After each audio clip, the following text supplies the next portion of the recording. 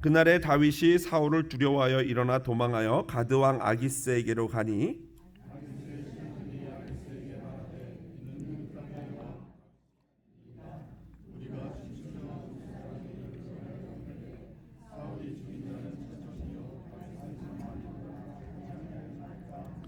다윗이 이 말을 그의 마음에 두고 가드 왕 아기스를 심히 두려워하여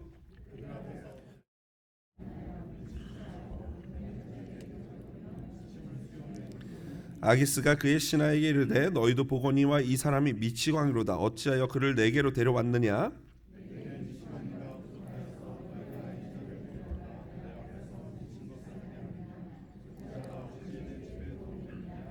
그러므로 다윗이 그곳을 떠나 아둘람 굴로 도망하매 그의 형제와 아버지의 온 집이 듣고 그리로 내려가서 그에게 이르렀고 환난을 당한 모든 자와 다 그에게로 모였고 그는 그들의 우두머리가 되었는데 그와 함께한 자가 400명 가량이었더라. 아멘. 오늘은 본문 사무엘상 21장 10절로 22장 2절 말씀 가지고요. 아둘람 교회가 유지되는 비결이라는 제목으로 말씀의 은혜 나누도록 하겠습니다. 중국에는요, 동양에는요, 중국의 책은담에 나오는 구절과 맥락을 같이 하는 격언이 있습니다. 이런 격언인데요. 인간의 본성은 평온한 바다와 같으나 고난의 폭풍우가 불어올 때 비로소 그 바닥에 진흙이 드러난다 라는 격언입니다. 한번 곰곰이 읽어보시면서 생각해 보시길 바랍니다. 무슨 말입니까? 인간의 본성이 평상시에 잔잔할 때는 그냥 아무 문제 없는 것 같다가도 어려움이 불어닥치면 인간 내면에 깔려있는 지저분한 그런 본성들이 나도 모르게 튀어나온다라는 그러한 이야기죠. 인간이 어떠한 존재인지를 꿰뚫어보는 통찰이라고 할 수 있을 것입니다. 이러한 격언을 확증하는 사건들이 인류 역사에 종종 일어납니다. 1854년 9월 27일 뉴펀들랜드 해안에서 80km 정도 떨어진 곳에서 미국 아티코가요 프랑스 배와 부딪히고 침몰하게 됩니다. 4시간 만에 침몰을 하게 됐는데요. 당시 그 배에는 구명정이 승객 50%만 태울 수 있는 구명정밖에 없었다고 합니다. 이게 참 말도 안 되는 거죠. 요즘 배들은 다 100% 승객을 태울 수 있다고 하는데요. 50%만 태울 수 있으니까요. 얼마나 그게 치열했겠습니까? 전체 승객은 400명 정도로 알려졌는데 그 중에서 88명만 생존할 수 있었다고 합니다. 그리고 생존한 대부분의 사람들은 바로 그 배의 선원이었고 건강한 남자였다고 합니다. 그러니까 여자들이 구명정, 아이들이 구명정 보트에 올라타고 하는데 끄집어 내리고 건강한 남자들이 먼저 타고 도망을 간 거죠. 결과적으로 그날 88명이 구원을 받았는데 그 중에 여자와 아이는 단 한 명도 없었다고 합니다. 참 가슴 아픈 사건이었죠. 그리고 나서 50여 년이 지난 뒤에 1912년 타이타닉호가 침몰하죠. 그때는 오히려 반대로 여성과 어린이 먼저 WCF가 시작되면서 오히려 승객 중에 70%의 어린이와 여성은 구조를 받았고요. 오히려 남자들이 20%밖에는 구조받지 못했다고 합니다. 그 중에는 이제는 디카프리오도 거기 들어간 거예요. 근데 붙어 있다가 물에 빠져서 죽은 거죠. 그런데 그것도 또 안타까운 게요. 구명정에 많은 자리가 남았어요. 여자와 아이들을 태우고 내려가는데 남자들이 사람들 눈치 보느라고 그 구명정에 올라타지 못했다는 거. 여자부터 태워야 되는 건데 이러면서 못 탔다는 거죠. 참 인간이 어리석습니다. 어쨌든 사람은요 극박한 상황이 되면 나도 모르게 사람 끌어내고 내가 먼저 살려고 그 배에 올라타는 것이죠. 이게 우리 연약한 인간의 본성입니다. 저 역시 군대에서 이런 비슷한 경험을 한 적이 있어요. 제가 군대에 있을 때는 지금 군대처럼은 아니지만 그래도 식사가 많이 좋아지는 그런 시기였습니다. 한 30년 전인데요. 그런데 이등병 시절은 어떤 시절입니까? 아무리 밥 먹어도 어때요? 배가 고픈 시절이라고 합니다. 특히 고기가 먹고 싶었어요. 고기가. 여러분 또 이런 설교하면요, 우리 목사님이 고기를 못 드셔서 이러는데 30년 전 얘기예요. 30년 전. 지금은 오히려 많이 먹어서 썼으니까 걱정하지 마시고 설교에 집중하십시오. 자, 그래서 고기를 못 먹고 고기가 너무 먹고 싶은데 이 이등병이 하는 일은 식사 때 이거예요. 가장 먼저 이 식사를 준비해 가지고 고참들한테 막 식사를 받아서 갖다 줍니다. 그리고 나서 제일 늦게 제가 이등병이 막 먹어요. 그러니까 빨리 먹어야겠죠. 그 제일 빨리 먹고 나서 자기 이 식기를 버리고 이 남은 음식을 버리고 고참들 식기 받아가지고 그걸 설거지해서 딱 정리해 놓는 것까지가 이등병의 일입니다. 그리고 먹고 남은 음식은요 어떻게 처리가 되냐면요, 이 왜 우리 미국에 왜 간장통 있잖아요. 이런 간장통 조그마한 드럼통 같은 데다가 바구니 채를 올려놓고 거기다가 이제 식사하고 남은 국하고 반찬하고 밥을 다 이렇게 긁어서 버립니다. 그러면 국물은 밑으로 빠지고 나머지 밥하고 음식 찌꺼기가 남잖아요. 그러면 이제 그거를 이등병이 그 통에다가 넣어가지고 우리 부대 밖에 있는 짬통이라 그러죠. 짬통에다 갖다 붓습니다. 그러면 동네에서 돼지 키우는 아저씨가 와가지고 리어카에다가 그걸 다 삽으로 퍼서 가져가서 돼지를 먹이는 거예요. 그렇게 하면은 1년이 지나고 나면 돼지 한 마리 줘가지고 우리 군인들이 돼지를 또 먹습니다. 이게 돌고 도는 거예요. 여하튼 그렇게 일을 하는 게 이등병이 일했는데요. 어느 날 소고기국이 나왔어요. 할렐루야. 그래서 소고기국이 나와서 와 하면서 이렇게 숟갈로 이렇게 보니까 고기가 한 점도 없는 거예요. 소가 그냥 장화 신고 지나간 그런 국인 거죠. 그래서 너무 속상해가지고 아쉬운 마음을 뒤로하고 어쨌든 밥을 빨리 먹고 막 이제 남은 음식을 버리러 갔는데 몇몇 고참들이 더 빨리 먹고 그냥 먹는 둥 마는 둥 하고 버린 고참들이 있었나 봐요. 딱 갔더니요 음식 쓰레기가 이렇게 이제 조금 쌓여 있는데 그 꼭대기 에베레스트 꼭대기처럼 그 위에 이만한 고기 덩어리 이만한 게 하나 딱 있는 거예요. 그래서 제가 순간 갈등했어요. 저거를 집어 먹을 것인가? 인간의 존엄을 지킬 것인가? 제 인격을 보호하기 위해서 더 이상 이야기하지는 않겠습니다. 순식간에 거사를 치른 후에 제가 음식 찌꺼기통을 들고 이 밖으로 나오는데 제가 근무했던 데는요 동해 해안 경계라 그래가지고 동해 간첩 들어오는 걸 잠수함 들어오고 이러는 걸 지키는 그게 제 임무였어요. 근데 동해를 아침 그 거사를 치르고 딱 내려가는데 동해에서 해가 막 떠오르거든요. 마음은 굉장히 비참한데 떠오르는 해를 보면서 그래도 소망은 있다 이러면서 그날 하루를 보냈던 기억이 지금도 30년 기억이 생생합니다. 여러분 우리는 그 무게감은 다르지만 누구나가 이런 비슷한 경험을 할 거예요. 우리는 인생의 이 급박한 상황에서 과연 나는 어떤 선택을 할 것인가?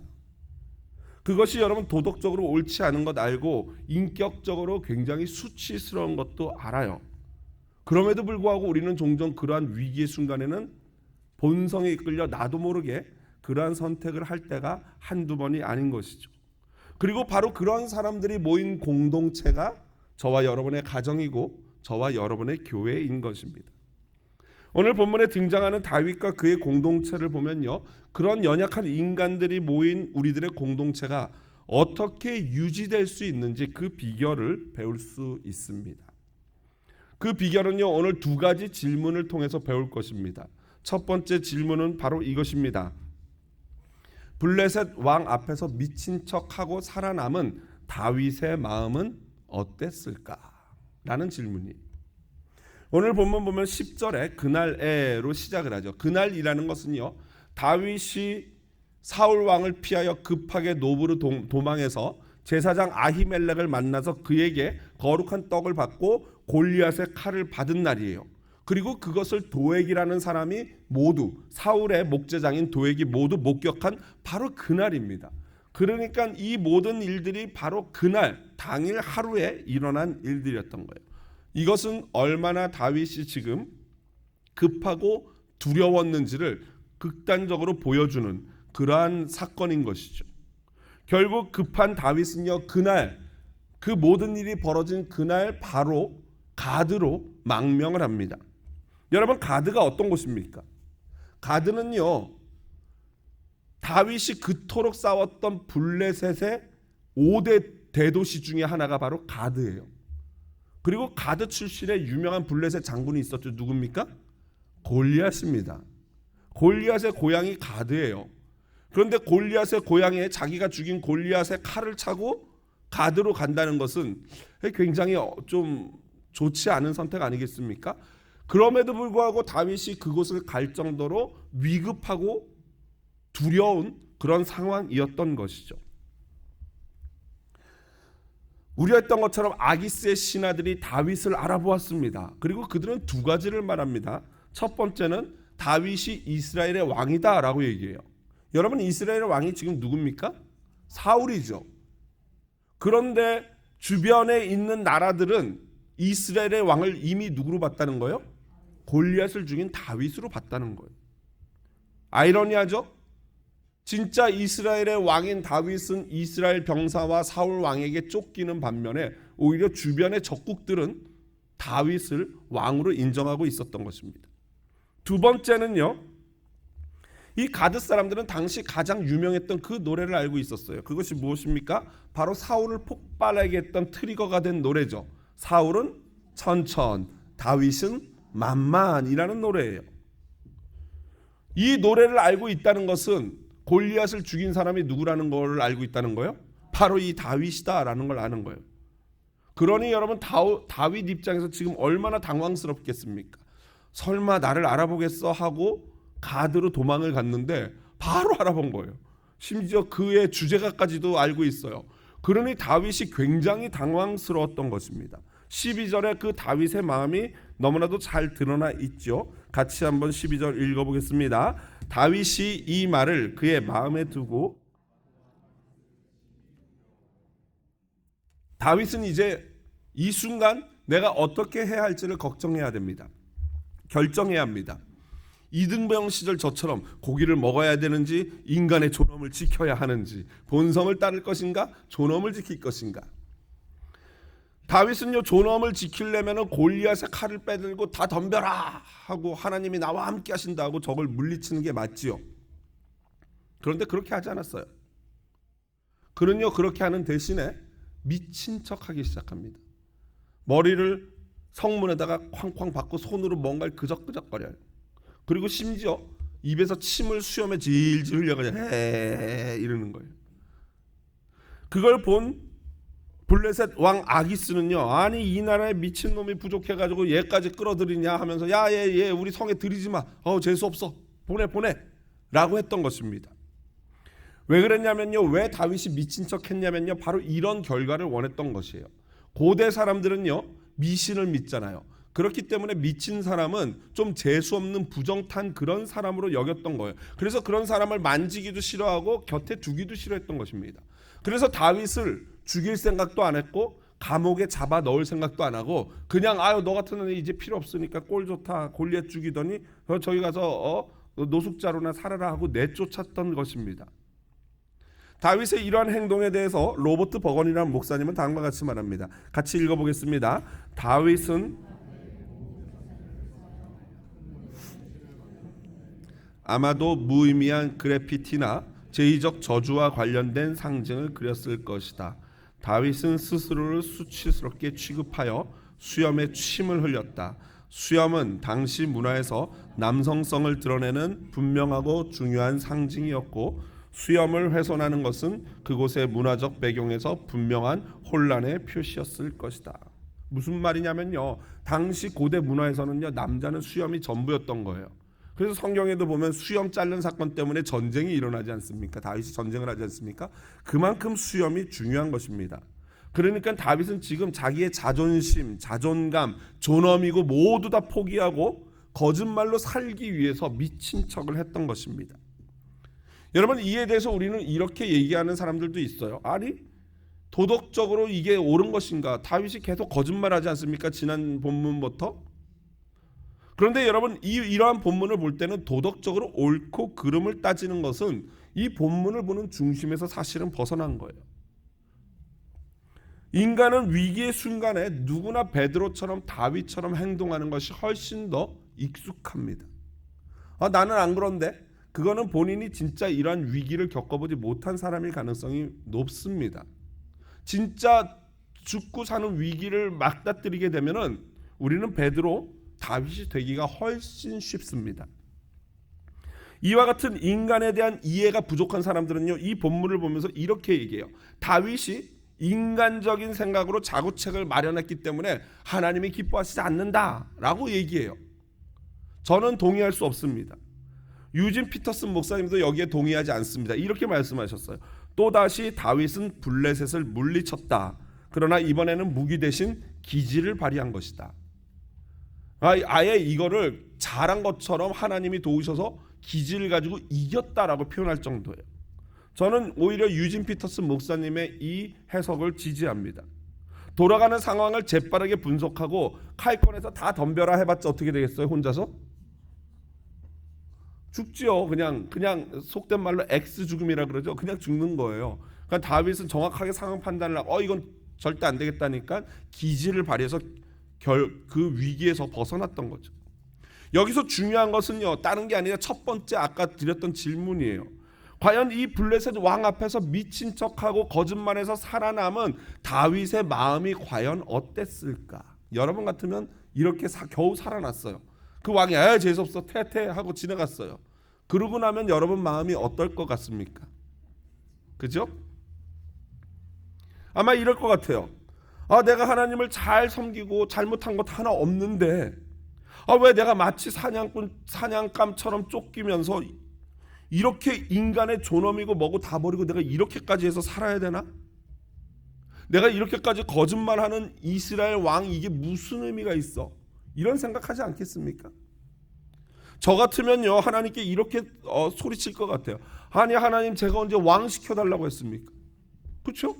다윗이 왕 시켜달라고 한 게 아니에요. 그냥 하나님이 일방적으로 오셔서 기름 부은 거 아닙니까? 그냥 목동하게 놔두시지 왜 기름 부어가지고 저를 이렇게 괴롭히십니까? 라고 소리칠 것 같아요.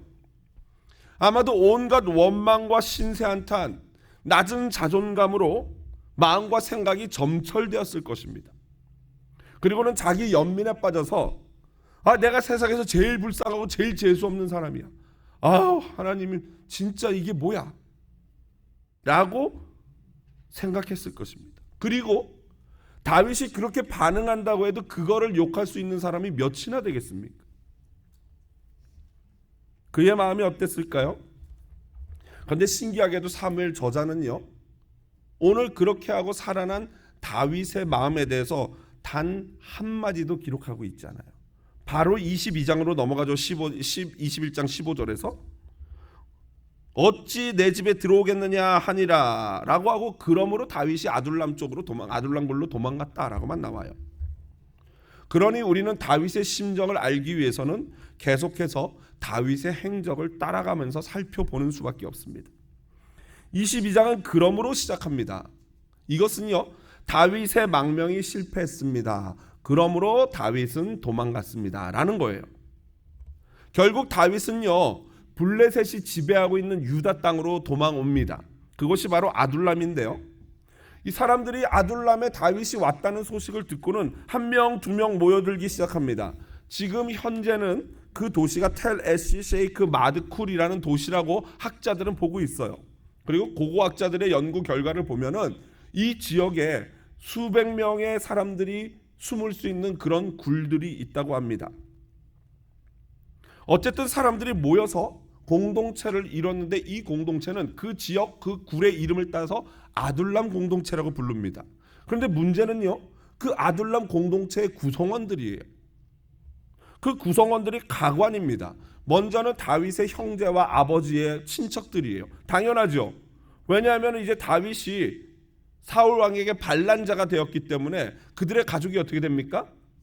당연히 처형될 거예요. 그렇기 때문에 도망갈 수밖에 없죠. 가족들은 이해가 돼요. 그런데 나머지 사람들을 보면 이래요. 2절 보니까 22장 2절 보니까 환난당한 모든 자, 빚진 모든 자, 마음이 원통한 자가 다 그에게로 모였다. 여러분 이 공동체 괜찮겠습니까? 이런 사람들이 400명이래요. 과연 이 공동체가 잘 유지될까요? 생각해 보십시오. 이런 공동체 온갖 원망과 원통함과 억울함이 있는 사람들 400명이 모였으니까 이게 제대로 뭔가 소통되기가 어려운 거예요. 예를 들면 어떤 분이 진짜 이뻐가지고 오늘 되게 이쁘네 이렇게 얘기했어요. 근데 약간 말투가 살짝 이상했는데 그러면 들으면 어떻게 듣는 거예요? 이게 나를 꼽주나? 질투하나? 놀리나? 이렇게 듣는 거죠. 여러분 이런 공동체가 제대로 유지되겠냐고요. 그죠? 그런 사람이 몇 명이라고요? 400명. 그러니 이 공동체가 상당히 염려가 됩니다. 그런데 신기하게도 사람이 점점 늘어요. 이 교회가 아둘람 교회가 부흥하는 거에 600명이나 됐어요. 나중에는. 근데 이 600명도 몇 명이 어떤 사람이 600이라는 거예요? 전쟁에 나가서 싸울 수 있는 남자 숫자만 600명이라는 거예요.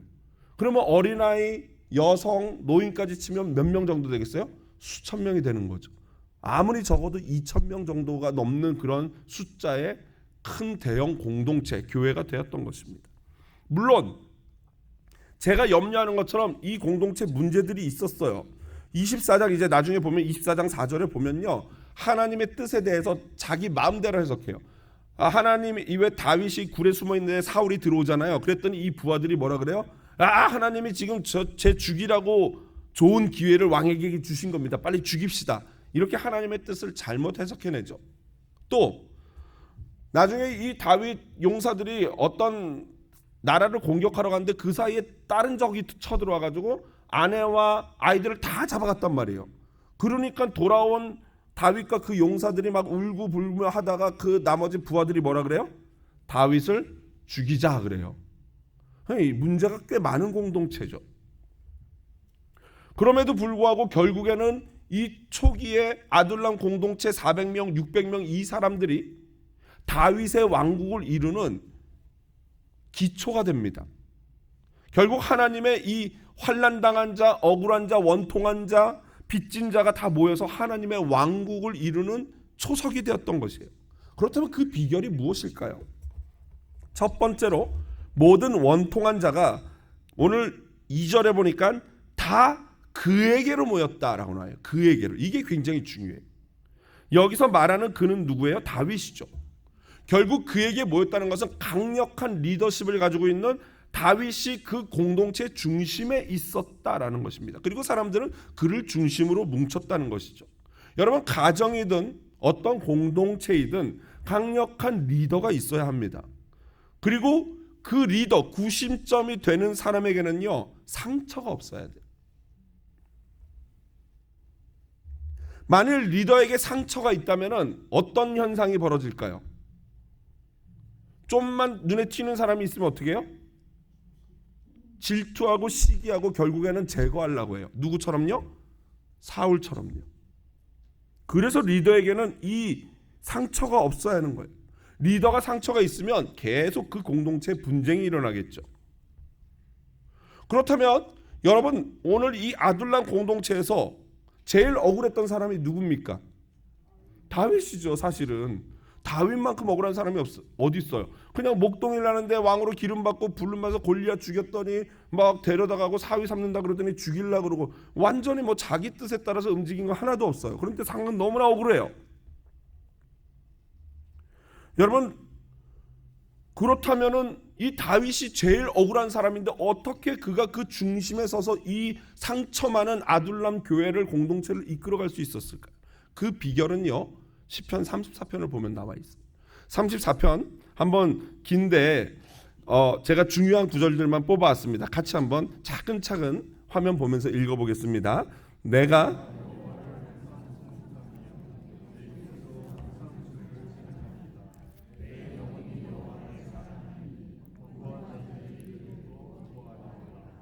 나와 함께 여호와를 광대하시다 하며 높이세. 내가 여호와께 간구하매 내게 응답하시고 내 모든 두려움에서 나를 건지셨도다. 너희는 여호와의 선하심을 맛보아 알지어다. 그에게 피하는 자는 복이 있도다. 여호와는 마음이 상한 자를 가까이 하시고 충심으로 통회하는 자를 구원하시는도다. 여인은 고난이 많으나 여호와께서 그의 모든 고난에서 건지시는도다. 그의 모든 뼈를 보호하시며 그 중에서 하나도 꺾이지 아니하도다. 아멘. 여러분 이 시의 분위기가 어떻습니까? 색깔로 표현하면 무슨 색깔 같아요?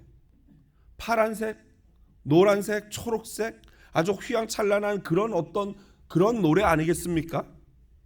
그런데 제가 주목하고 싶은 건 뭐냐면요, 이 시가 다윗이 쓴 거거든요. 그런데 이 시편의 제목이에요. 여러분들 성경을 보면은 이 시편을 보면 위에 파란색 글씨나 빨간색 글씨로 제목이 이렇게 가로 열고 닫고 써져 있어요. 그게 제목이거든요. 원래 히브리 원문에. 이 시의 제목은 바로 이렇습니다. 다윗이 아비멜렉 앞에서 미친 채 하다가 쫓겨나서 지은 시. 오늘 본문에서 미친 척하고 쫓겨난 다음에 이 노래를 부른 거예요. 아비멜렉, 아기스, 이름이 다르죠? 아비멜렉은 바로와 같은 블레셋 왕의 호칭이 아비멜렉이에요. 아버지가 왕이다라는 그런 호칭이거든요. 그러니까 아기스 왕에서 침 흘리고 미친 척하다가 나오면 자존심 상하고 막 그냥 존엄이 무너져서 내 인생이 왜 이 모양이야 이러면서 이런 노래를 해도 부족한 판에 다윗이 뭐 하고 있어요? 내가 여호와를 항상 성축하며, 심지어 이렇게 얘기해요. 너희들 여호와는 광대하시다, 같이 찬양하자. 8절에는 여호와의 선하심을 맛보아할지어다, 그에게 피하는 자는 복이 있다. 여러분, 어떻게 이럴 수 있을까요? 다윗이 아둘람 교회를 이끌 수 있었던 비결이 바로 이거예요. 그는 이러한 고통의 환난의 시간을 통해서 오히려 여호와께 피하는 방법과 여호와 하나님의 선하심을 맛보아 안 줄로 믿습니다. 여러분, 하나님의 사람 리더는요, 어떠한 상황에서도 상처받지 않거나 또는 상처를 받더라도 그것을 넉넉히 극복할 수 있는 힘, 곧 믿음이 있는 사람이 진정한 리더인 것입니다. 다윗이 바로 그런 사람이었어요. 신세 한탄하며 내 인생 왜 이러냐라고 주저앉는 것이 아니라 그 환난과 그 억울한 가운데서도 나를 가르치시고 나를 보호하시고 지키시는 하나님의 선하신 은혜를 볼 수 있는, 맛볼 수 있는 눈과 입을 가진 자가 바로 아둘람 공동체의 리더가 될 수 있었던 것입니다. 우리는요, 그에게 나가야 됩니다. 곧 예수님께 먼저 나가 내 안에 있는 상처와 아픔을 해결받아야 합니다. 다윗처럼 말입니다. 그래서 오히려 하나님을 어려운 중에서도 찬양할 수 있는 믿음을 가져야 해요. 그래야 진짜 리더가 될 수 있는 것입니다. 우리 가정이나 교회는요, 그에게로 모이는 공동체가 돼야 할 줄로 믿습니다. 그러지 않고는 소망이 없습니다. 너나 할 것 없이 아프고 병든 자인데, 상처받은 사람인데 누가 누구를 위로할 수 있겠습니까? 그러므로 먼저 예수님께 위로를 받은 자가 또 다른 아픈 자를, 병든 자를, 상처 입은 자를 위로할 수 있는 것이죠. 다윗은 그 처참한 상황 가운데서도 성령의 은혜를 느끼고 하나님께 위로를 받으니 다른 사람, 아둘람 공동체 모든 구성원들을 위로하는 리더가 될 수 있었던 것입니다. 그리고 심지어 그 과정 가운데요, 그는 예수 그리스도에게 빙의가 돼요. 예수님의 마음을 느끼고 그러므로 말미암아 예수님에 대한 예언의 노래까지 한 것입니다.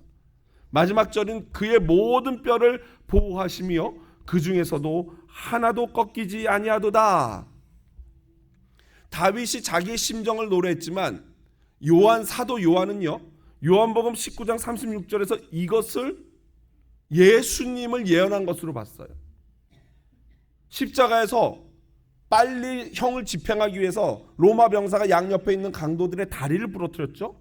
왜 부러뜨리냐면 빨리 죽으라고 부러뜨리는 거예요. 그러면 숨을 못 쉬어가지고 팔만 매달려서 횡격막이 숨을 못 쉬어서 죽거든요. 그래서 강도들은 그렇게 죽였어요. 그런데 예수님께 와보니까 이미 어때요? 죽었어요. 돌아가셨어요.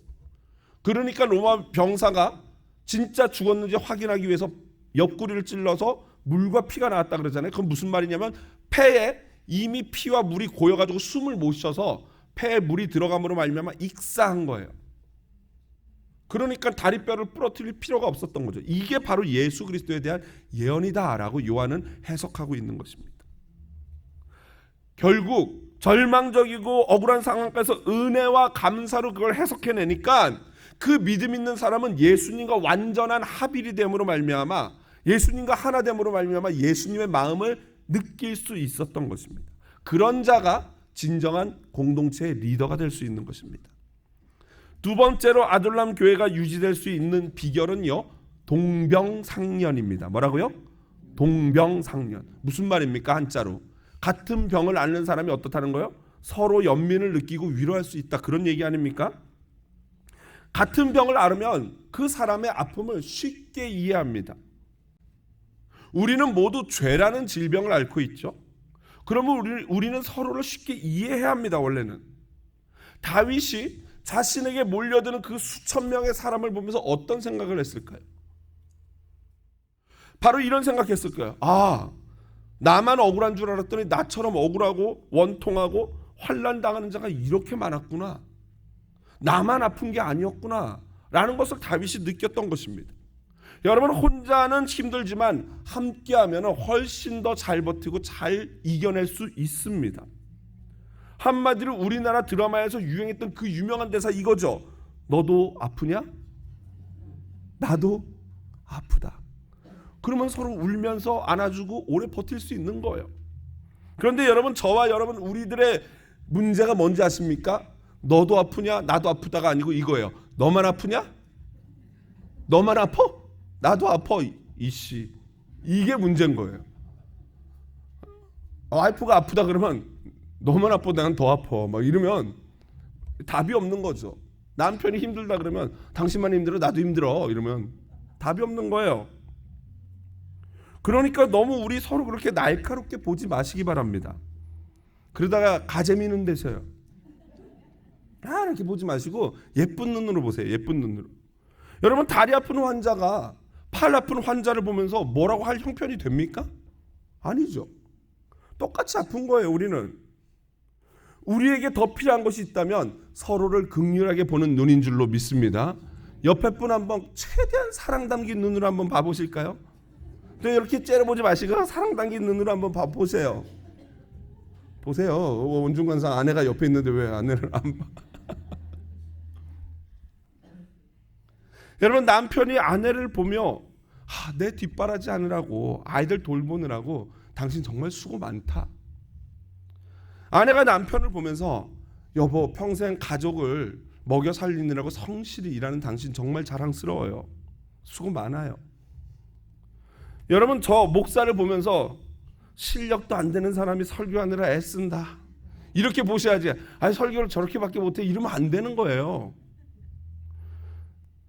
예쁘게 봐주세요. 여러분, 사모를 보면서 나이도 젊은데 교회에서 엄마 노릇하느라고 애쓴다. 힘들겠다 라고 보셔야 되는 것입니다. 여러분, 우리 교회 장로님들 보면서 우리 장로님들 교회에서 돈 받는 거, 월급 받는 것도 아닌데 저렇게 교회 일을 가정일처럼 수고하고 헌신하시니 참 감사하다. 이렇게 보셔야 되는 거예요. 여러분, 우리 권사님들 보면서 다 똑같은 죄인인데 교회에서 언니 노릇 하시느라고 정말 수고 많다. 감사하다.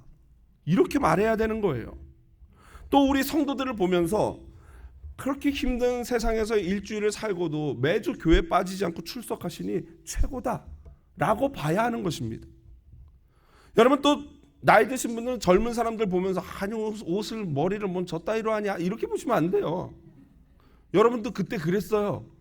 잊어버리셔서 그렇지.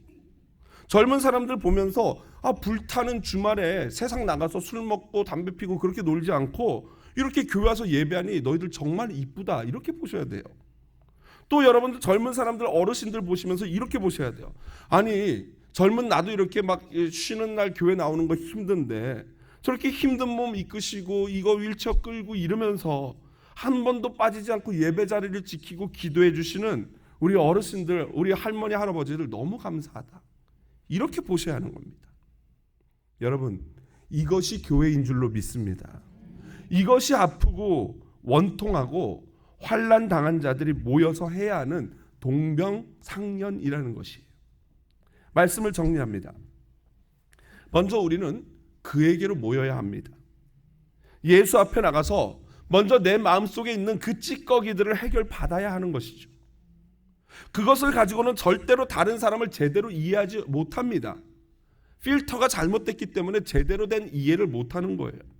타인을 품을 수도 없고 타인을 인정하지도 못합니다. 심지어 자신이 가장 사랑해야 될 아내, 남편조차도 그렇게 못하는 거죠. 먼저 나를 이해하고 받아주시고 치유하시고 새롭게 하시는 예수 앞에 나갑시다. 그럴 때 우리도 다윗처럼 어떤 상황에서도 하나님의 은혜를 찬양할 수 있는 믿음을 가지게 될 줄로 믿습니다. 두 번째로는 서로를 긍휼하게, 불쌍하게 생각해야 돼요. 사람은요, 어떤 급박한 상황이 되면 본성이 툭 튀어나오죠. 물론 그렇다고 해서 그러한 삶을 지지하거나 그렇게 막 살아도 돼, 본성대로 살아도 돼 라고 말하는 것이 절대로 아니에요. 그러면 안 되죠. 하지만 다윗과 같은 상황을 보면서 우리는 이렇게 말해야 되는 거예요. 오죽하면 다윗이 그랬겠냐. 당신도 인간이구나 라고 이해를 해야 되는 겁니다. 그럴 수도 있지. 여러분 착각하시면 안 돼요. 나만 거룩하고 나는 어떤 죄도 안 지을 것처럼 생각하는 그것이 착각이고 교만이고 오해입니다. 우리는 다 똑같은 죄인인 줄로 믿습니다. 다윗과 같은 상황을 직접 경험하기 전까지는요, 우리는 사실 그를 온전히 이해할 수 없습니다. 그러므로 함부로 정죄해서는 안 됩니다. 다만 우리 스스로가 죄를 짓지 않도록, 거짓말하지 않도록 조심해야 되는 거예요. 그리고 서로를 긍휼하게 생각해야 할 줄로 믿습니다. 그렇게 할 때 우리의 가정, 우리의 공동체는 주님이 원하시는 아둘람 공동체, 곧 피난처가, 그 이름처럼 진정한 피난처가 될 수 있을 것입니다. 우리 모두 이러한 은혜를 누리기를 주님의 이름으로 축복드립니다.